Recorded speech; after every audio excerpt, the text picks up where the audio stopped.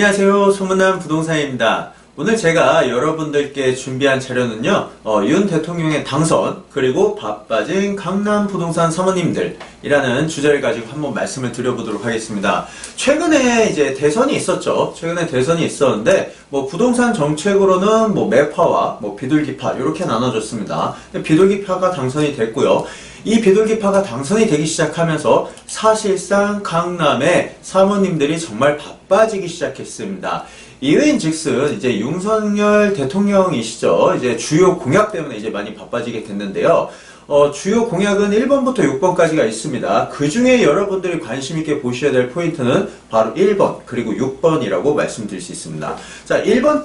자, 그렇다고 하면 강남의 사모님들이 왜 바빠졌는지 지금부터 1번과 6번 내용을 한번 살펴보도록 할게요. 자, 1번은 양도소득세 세율 감면이에요. 요즘 기사, 신문 기사, 뉴스에 보면 양도소득세 일시적으로 감면해준다는 말이 있죠. 이러다 보니까 사실 강남에 계신 사모님들이 똘똘한 한 채, 그러니까 자기가 거주하는 집 한 채, 안 그러면 자녀들한테 증여해 줄 수 있는 그런 집 한 채, 그래서 한두 채 정도 제외하고 나머지 기존에 투자했던 아파트들은 지금 매도를 하고 있습니다. 정리를 하고 있습니다.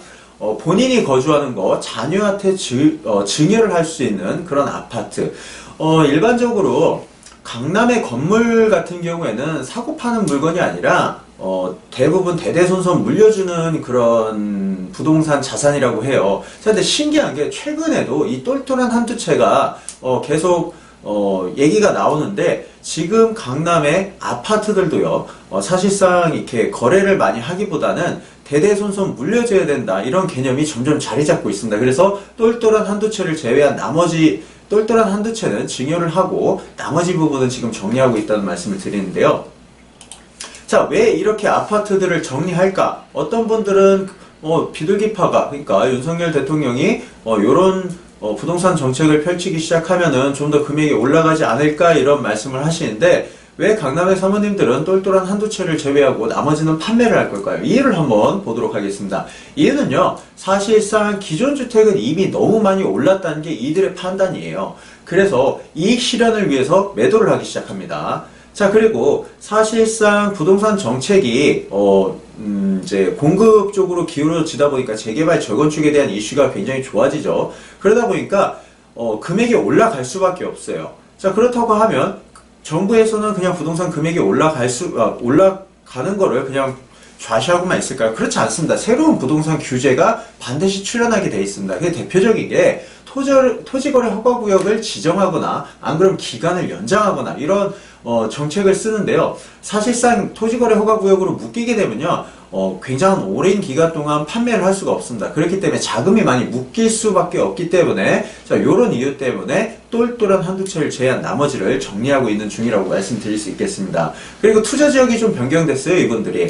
기존에 있던 아파트들을 이익 실현을 하고 투자 지역을 변경을 해서 대규모 재개발, 재건축이 일어날 수 있는 지역으로 지금 이동하고 있습니다. 그래서 지금 현재 강남 사모님들이 바빠진 이유는 양도세율을 낮춰주기 시작하면서 이때가 기회다 해서 이제 똘똘한 한두 채를 제외한 나머지 부분을 이제 판매를 하고 이익 실현을 하고 있는 중이죠. 그 이익 실현을 한 걸 가지고 투자 지역을 변경해서 또 투자를 할 예정입니다.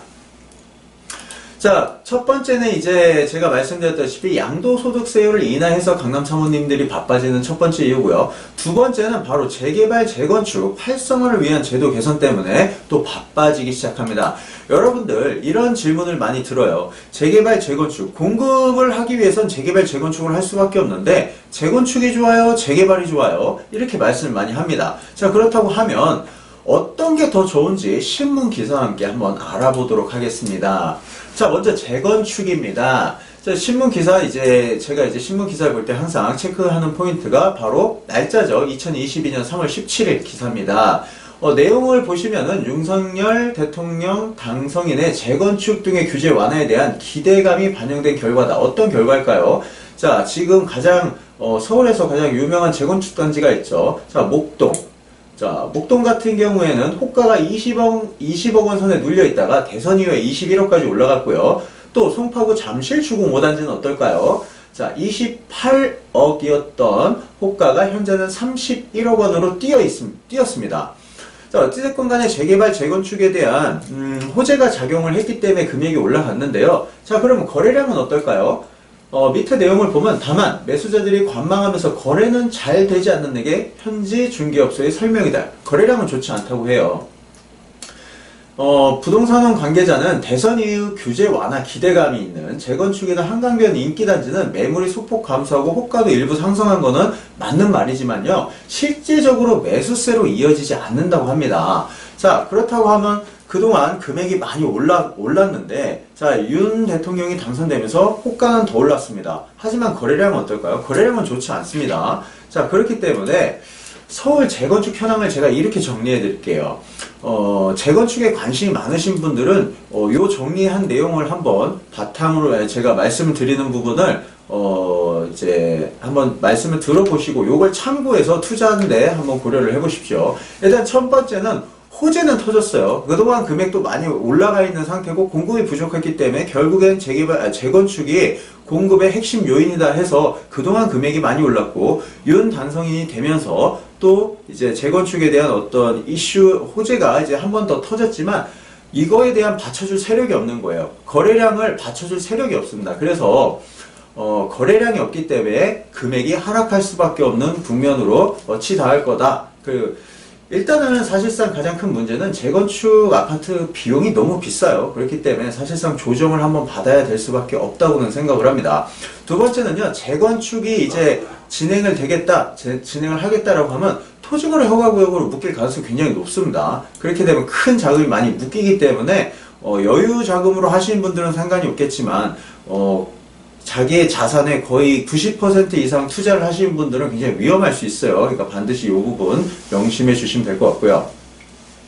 세 번째는 바로 다주택 세금입니다. 자, 일단은 양도에 대한 세금 부분은 분명히 감면해 준다고 했는데요. 다주택, 주택을 점점 늘려나가는 부분에 대해서는 세금 감면은 여전히 이루어지고 있지 않아요. 그렇다 보니까 주택 보유에 대한 부담감이 점점 높아질 수밖에 없습니다. 그래서 결론은 재건축 주택 선호도는 현재는 굉장히 떨어지고 있다고 제가 정리를 해드리겠습니다. 자, 그렇다고 하면 재개발은 어떨까요? 재개발 한번 알아보도록 하겠습니다. 지금 재개발, 서울에서 재개발하면 뭐가 가장 유명하죠? 그렇죠.